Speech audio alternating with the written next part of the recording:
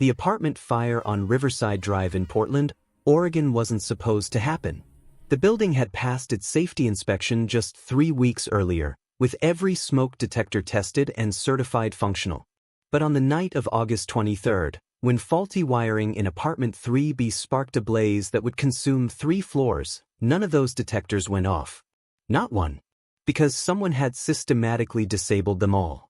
Retired K-9 officer Tracker, a 10-year-old German Shepherd who'd spent 8 years in narcotics detection, lived in apartment 2A with his former handler, Officer Quinlan Riverstone. Quinlan had adopted Tracker after the dog's mandatory retirement at age 9, unable to imagine life without the partner who'd saved his life twice during their years together. They'd settled into a quiet routine, morning walks, afternoon naps, evening training sessions that kept Tracker's mind sharp even as his body slowed. What neither of them knew was that their building manager, Caspian Finch, had been running an insurance fraud scheme for 18 months. Finch owned 3 apartment buildings across Portland, all heavily insured, all slowly deteriorating from deliberate neglect. His plan was simple: disable safety systems, create accidental fires, collect insurance payouts, and rebuild cheaply while pocketing the difference. He'd already successfully burned 2 buildings, displacing dozens of families, collecting millions. Riverside Drive was supposed to be his biggest payday yet. The building was older, fully occupied, and insured for twice its actual value. Finch had spent weeks preparing, disabling smoke detectors, tampering with sprinkler systems, creating electrical hazards. He'd timed the fire for 2 a.m. on a weeknight when most residents would be asleep, giving the blaze time to spread before anyone noticed. Maximum damage. Maximum payout. But Finch hadn't accounted for 2 things. First, that Quinlan Riverstone was a light sleeper with cop instincts that never fully turned off. And second, that retired police dogs retain their training even after their badges are taken away. When Tracker detected the smoke before flames were visible, when he alerted with the same intensity he'd shown during active duty, Quinlan trusted him immediately. What should have been a simple evacuation became complicated when Quinlan heard something nobody else did: a baby crying from apartment 3D, directly above the fire's origin point. The young mother, Waverly Chen, had gone into early labor that evening and been rushed to the hospital by her husband Boone, leaving their 6-month-old daughter Maple with a babysitter. The babysitter, 17-year-old Harlow, had fallen asleep with earbuds in, completely unaware that smoke was already filling the apartment. Quinlan faced an impossible choice: evacuate with Tracker and save himself, or go back into a burning building to rescue a baby he couldn't be certain was even there. The decision was made when Tracker broke from his side and bolted up the stairs toward 3D, his retired status meaningless in the face of someone who needed help. The dog's training said protect and serve. His instincts said babies are pack members who can't protect themselves. What happened next would expose Finch's fraud, save 3 lives, and prove that some bonds between handler and K-9 transcend retirement, age, and even common sense. Because when Tracker disappeared into that smoke-filled stairwell, he wasn't thinking about the fact that he was too old for this work. He was thinking about completing the mission. Just like he'd been trained. The smoke alarm in apartment 2A wasn't making any sound. Quinlan Riverstone knew that was wrong even before he was fully awake. Tracker's nose was pressed against his face, the German Shepherd's breath coming in short, urgent bursts. The dog was whining, not the lazy wake-up sound he made when he wanted breakfast early, but the high-pitched alert pattern from his police days. The sound that meant danger. Quinlan sat up and immediately smelled it. Not the neighbor-burning toast kind. The electrical fire kind. The building is burning kind. He was out of bed in seconds, pulling on pants, grabbing his phone. Tracker was already at the apartment door, scratching, barking the sharp command pattern he'd used during raids. Time to move. Time to move now. Good boy, Quinlan said, his training kicking in automatically. He pressed his palm against the door, not hot yet, but warm enough to be concerning. He opened it slowly and smoke rushed in, thick and gray, rolling along the ceiling like a living thing. The hallway was chaos already. People emerging from apartments, coughing, shouting, some still in pajamas, some already running for the stairs. Tracker pushed ahead, moving with purpose despite his age. His hips bothered him on cold mornings now, arthritis slowing him down, but right now he moved like he was 4 years old again. Leading. Protecting. His nose swept left and right, processing information Quinlan couldn't access. Then the dog stopped cold at the base of the stairwell. A sound cut through the chaos. Faint, barely audible over the fire alarm that had finally triggered. A baby crying. Somewhere above them. Tracker's ears locked onto the direction, his body going rigid. Quinlan knew that stance. He'd seen it hundreds of times during searches. The dog had found something that needed immediate action. "We need to get out," a neighbor shouted, grabbing Quinlan's arm. "The fire department's on the way. Let them handle it." Quinlan hesitated, torn between self-preservation and the sound of that baby crying. Then Tracker made the decision for him. The German Shepherd bolted up the stairs, disappearing into smoke so thick Quinlan couldn't see 3 feet ahead. "Tracker!" Quinlan's shout was swallowed by the roar of fire somewhere above. Cursing, he pulled his shirt over his mouth and followed. The stairs were hot beneath his bare feet. The smoke was worse with every step up. His eyes streamed tears. His lungs burned. But he could hear Tracker ahead, barking that same urgent pattern. "Found something. Need help. Come now." 2nd floor landing. 3rd floor landing. The smoke was black here, toxic, the kind that killed you before the flames ever reached you. Quinlan dropped to his hands and knees where the air was slightly clearer. He could see Tracker's silhouette ahead, the dog throwing his body against a door. Apartment 3D. The baby's crying was louder now, desperate, terrified. Quinlan reached the door. But the handle was already hot. He kicked once, twice, his cop training coming back like muscle memory. The door gave way on the 3rd kick, swinging inward to reveal an apartment filling rapidly with smoke. Tracker shot inside before Quinlan could stop him. The dog's barking changed pitch. Found target, found target, found target. The apartment was a maze of furniture Quinlan couldn't see in the smoke. He followed Tracker's barks, crawling, feeling his way. His hands found carpet, then hardwood, then the edge of a rug. And there was Tracker, standing guard over a car seat. Inside was a baby, maybe 6 months old, screaming with the kind of panic that meant she knew something was terribly wrong even if she couldn't understand what. Quinlan's mind calculated odds faster than conscious thought. He couldn't carry them both. The stairwell was already compromised. Fire was spreading from below. Minutes, maybe seconds, before the floor gave out or the smoke made breathing impossible. Tracker solved the problem. The German Shepherd grabbed the car seat handle in his teeth and started dragging it toward the door. The baby's weight made the seat tilt dangerously, but Tracker adjusted his grip, compensating with the problem-solving intelligence that had made him one of the best K9s in the Portland PD. He'd carried evidence bags, dragged suspects to the ground, retrieved items from impossible locations. This was just another extraction. He staggered toward where he thought the door should be and nearly fell over Tracker, who'd stopped, the car seat on the floor beside him. The dog was blocking the way out. "Move, Tracker." Quinlan's voice was barely audible, harsh from smoke. But Tracker didn't budge. The dog's training said don't proceed into danger without assessing first. And something about the hallway had changed. Quinlan forced himself to focus. Then he heard it, a groaning sound, deep and ominous. The floor joists. They were failing. As if to confirm his fear, a section of hallway collapsed just beyond Tracker's position, revealing flames below. The stairs they'd used to get up here were gone, replaced by a hole that led straight into the inferno consuming the 3rd floor. They were trapped. Completely. No way down, fire spreading up, smoke getting thicker by the second. The baby's crying had weakened to whimpers. The babysitter wasn't moving. Tracker looked back at Quinlan with eyes that held absolute trust. The dog believed his handler would find a way out. Always had. Always would. That faith was crushing under the weight of their impossible situation.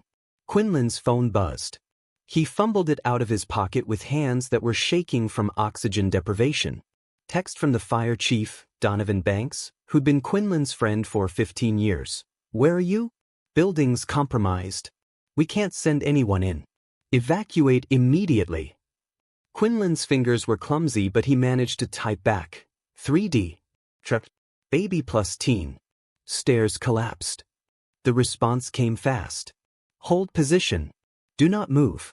Aerial rescue deploying. Then, separately, Quinlan, I need you to stay conscious. Talk to me. Confirm your breathing.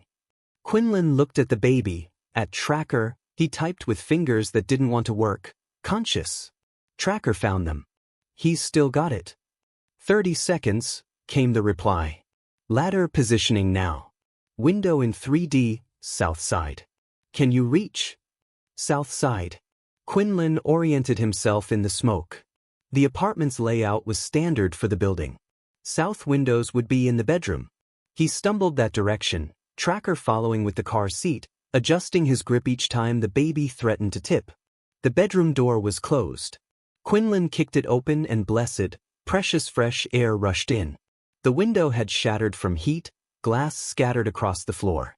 Outside, he could see the ladder rising, a firefighter already climbing, silhouette against the orange glow of flames consuming the building's exterior. The firefighter, Rodriguez, according to her helmet, swung through the window with practiced efficiency. How many? She shouted over the roar of fire. 3 plus the dog, Quinlan managed. Rodriguez's eyes went to Tracker, to the car seat in his jaws, and something crossed her face. Respect. Maybe both.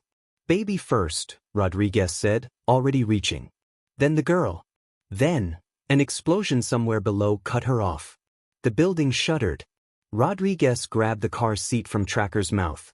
The dog released it reluctantly, whining, and disappeared back out the window. Quinlan could see her descending rapidly, could hear shouting from ground crew receiving the baby. She was back in less than a minute. Your turn, she said, reaching for the unconscious babysitter. Quinlan transferred the weight and Rodriguez slung the girl over her shoulder with the easy strength of someone who did this regularly. Go down with me. Now. Tracker, Quinlan said. His voice was barely working. Rodriguez looked at the German shepherd, then at Quinlan. Understanding passed between them without words. Can he make the ladder? She asked. Quinlan looked at his partner. 10 years old. Arthritis. Retired because his body couldn't keep up with his mind anymore. But Tracker was watching the window with the same intensity he'd shown before any mission. The dog knew what was required. He'll try, Quinlan said. He always tries. Rodriguez descended with the babysitter. Quinlan could see the ground now, ambulances, fire trucks, a crowd of residents watching their building burn. Waverly and Boonshin pushed through the barriers, Boone's face transforming from terror to relief as he saw Rodriguez hand their daughter to paramedics. The baby was crying again. A good sign. Crying meant breathing. Your turn. Rodriguez's voice from below. The ladder was waiting. Quinlan swung his leg over the windowsill, testing the rungs. Solid. The heat at his back was becoming unbearable. He started down, expecting Tracker to follow. The dog stood at the window looking down. 40 feet to the ground. His training said jump when commanded. His age said that jump would break bones, maybe worse. Quinlan stopped climbing. Tracker, come. The command was absolute. No hesitation allowed. Tracker's ears went back. The dog took 2 steps toward the window, then stopped. A whine escaped him, not fear, but something close. The jump was too far. He knew it. Quinlan knew it.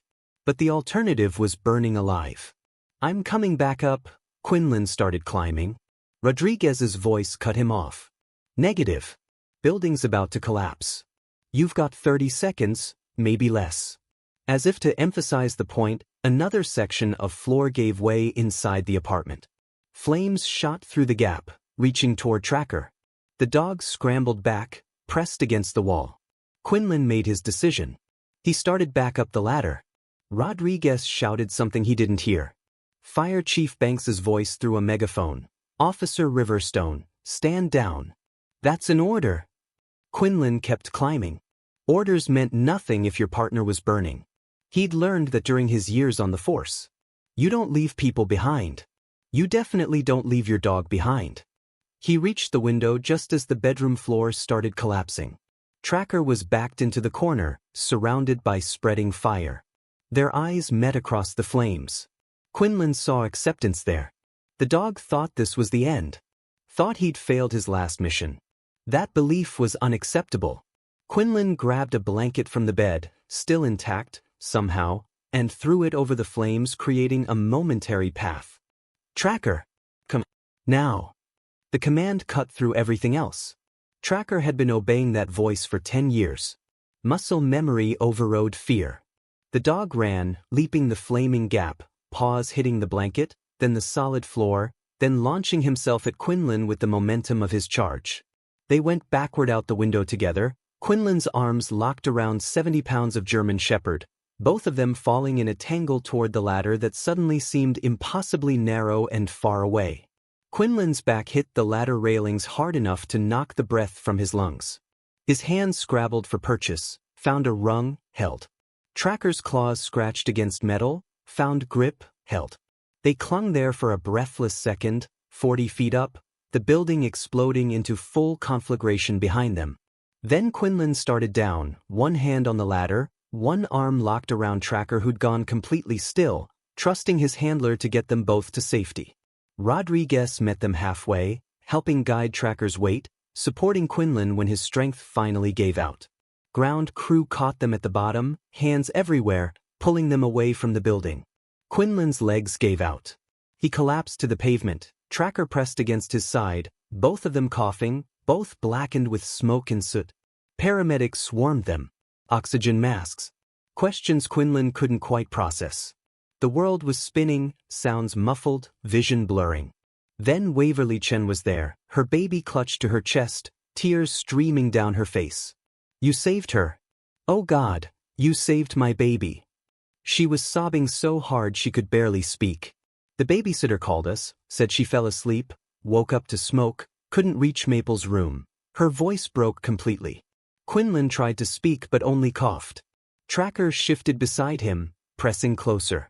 The paramedic checking the dog's vital signs looked up. This one's a hero. Smoke inhalation, minor burns on his paws, but he'll recover. Tough old guy. The admiration in his voice was clear. Tracker's tail thumped once against the pavement, weak but present. Fire Chief Banks appeared, kneeling beside Quinlan. You disobeyed a direct order. His voice was stern, his eyes wet. You could have died. You and that stubborn dog of yours. Quinlan managed a smile that turned into another coughing fit. Had to. Tracker. Wouldn't leave without the baby. I couldn't leave without him. Banks's expression softened. Yeah. I know. He looked at Tracker, then back at Quinlan. Your dog just saved 3 lives. You saved 4, counting him. But there's something you need to know. His tone changed, becoming harder. This fire wasn't an accident. Arson investigators found the smoke detectors had been deliberately disabled. All of them. Someone wanted this building to burn. The words cut through Quinlan's smoke-fogged brain like ice water. What? Building managers in custody, Banks continued. Caspian Finch. He's been running an insurance fraud scheme. 2 other buildings in the past year. This was supposed to be his biggest payout. Rage replaced Quinlan's exhaustion. He tried to murder everyone in this building. 73 people, Banks confirmed. Including a 6-month-old baby. If your dog hadn't alerted when he did, if you hadn't gotten that baby out. He didn't finish the sentence. He didn't need to. They could see the building now, fully engulfed, flames shooting from every window. Nobody could have survived inside. Tracker lifted his head, looking toward the ambulance where little Maple Chen was being examined. The baby was crying, healthy, furious crying that made every paramedic smile. Her mother stood beside the ambulance, refusing to let her daughter out of sight. The babysitter, Harlow, sat wrapped in a blanket, being treated for smoke inhalation, her face buried in her hands as the weight of what almost happened finally hit her. Rodriguez approached, still in full gear, her face showing the exhaustion of someone who just pulled off an impossible rescue. I've been doing this job for 12 years, she said to Quinlan. I've never seen anything like what your dog did. He dragged that car seat through smoke so thick I couldn't see my hand in front of my face. He navigated obstacles, avoided holes in the floor, protected that baby like she was his own. She knelt beside Tracker, running her gloved hand over his head. The dog leaned into the touch, eyes closing briefly. "You're one hell of a canine, old man. Retired or not." Tracker's tail wagged properly this time, a real wag that said he knew he'd done good work. That the mission was complete. That everyone made it out.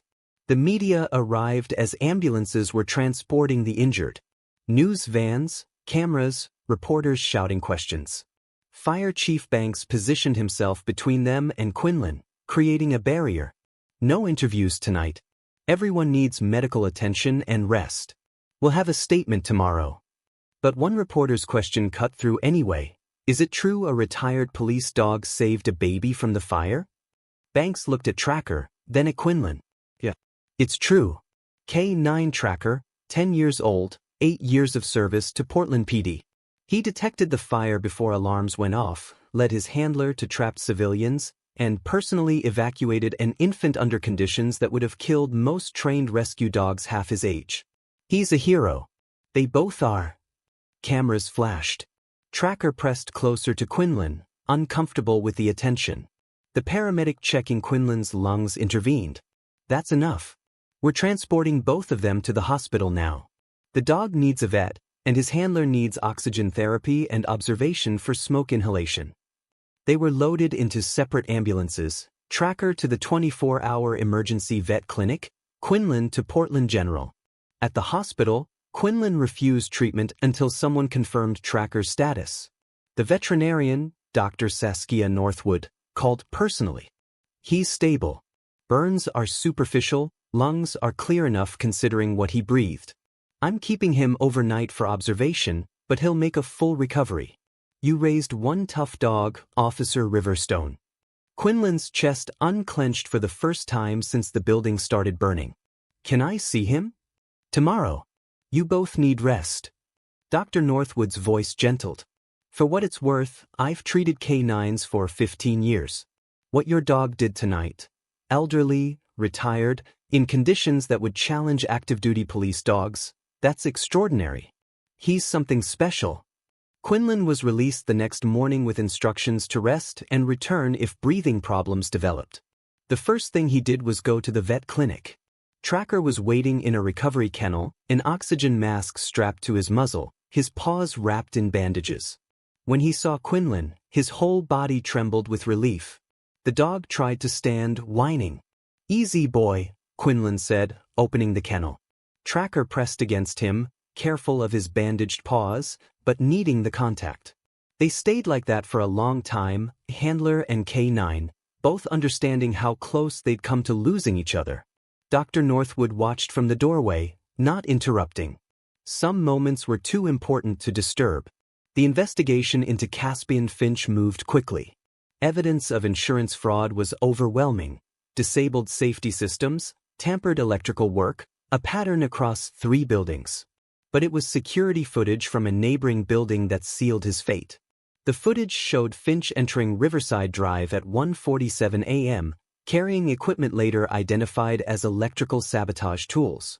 He'd started the fire personally, then driven away, planning to be shocked and devastated when informed of the tragedy the next morning. When shown footage of Tracker dragging the baby's car seat through smoke, when told that his deliberate actions had nearly killed a 6-month-old, Finch showed no remorse. "It's just business," he told investigators. "Buildings burn all the time." That statement was included in the prosecution's case. The jury deliberated for less than 3 hours before convicting him on 73 counts of attempted murder and multiple counts of fraud.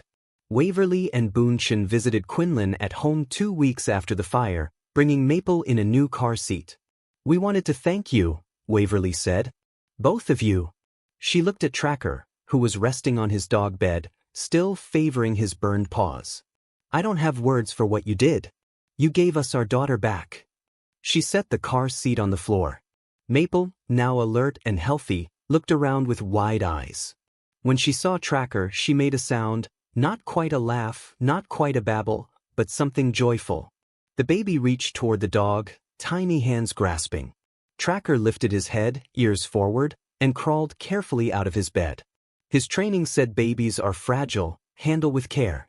He approached the car seat slowly, sniffing, Checking. Maple grabbed his ear gently, and Tracker went completely still, letting her explore his face with infant curiosity. The dog's tail wagged softly. This was the baby he'd saved. She was safe. Healthy. The mission was truly complete. Quinlan watched the interaction with a lump in his throat. Waverly was crying again, but this time from gratitude rather than terror. "We're naming you both in Maple's baby book," Boone said quietly. "Under Heroes. So when she's old enough to understand, she'll know who saved her life." Quinlan started to protest, but Tracker beat him to it, giving a soft woof that meant agreement. The dog knew what he'd done. Knew it mattered. And he was proud of it, the same pride he'd shown after every successful police operation. The Portland Police Department held a ceremony 3 months later.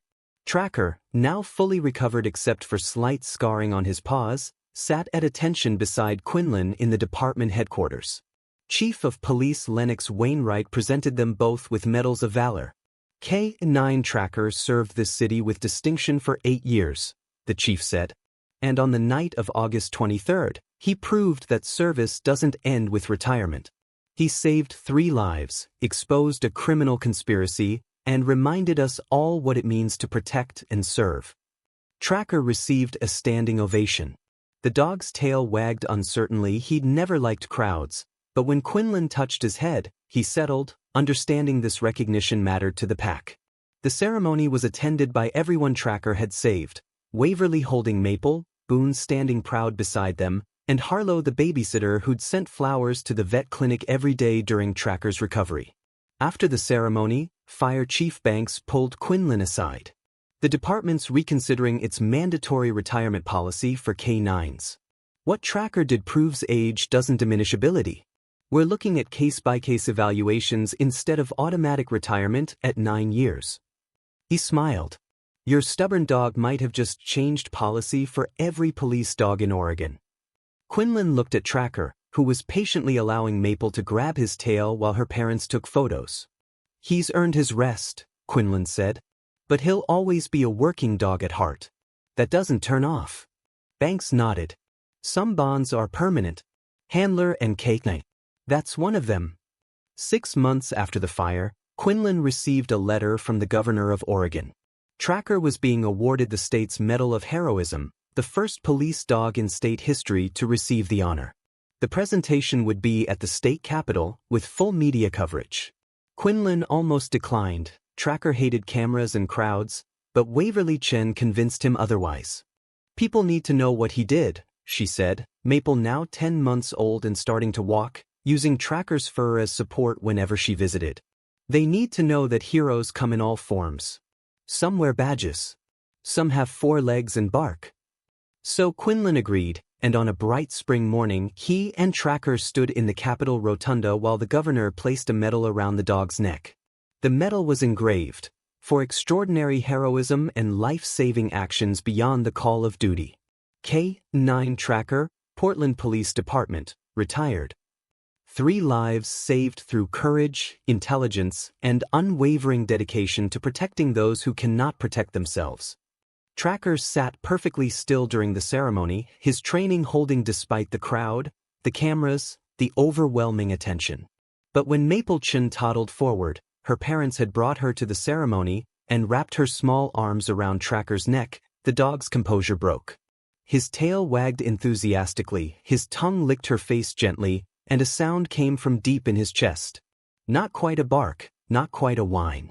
Something that sounded almost like contentment, like joy. Like a dog who understood, finally, that the baby he'd saved was going to grow up, was going to have a life, was going to remember him. Years later, when Maple Chen was old enough to understand, her parents would tell her the story of the retired police dog who'd dragged her car's seat through fire and smoke, who'd saved her life when she was too young to remember. And when she was 7 years old, they took her to a small memorial stone in the park, engraved with Tracker's name and service dates. The dog had lived to 13, dying peacefully in his sleep with Quinlan beside him, his duty complete. Maple placed flowers at the stone, her face serious. "Mom says he saved me." "He did," Quinlan said. "He was older now, grayer, but he still came to this park every week. You were just a baby." The building was burning. Tracker found you and wouldn't leave without you. He was brave. I wish I could thank him, Maple said quietly. Quinlan touched the memorial stone, remembering his partner's amber eyes, the soft weight of him pressed against his side during cold nights, the absolute trust that had defined their relationship. You just did, Quinlan said. By being here. By remembering. That's all any hero really wants, to know that what they did mattered. Maple's hand joined his on the stone. It mattered, she said with the certainty only children possess. I'm alive because of him. That matters forever. And in that moment, Quinlan could almost hear Tracker's tail thumping against the ground, that same satisfied sound he'd made after every successful mission. Good work. Mission complete. Everyone safe. The best words any working dog could ever hope to earn.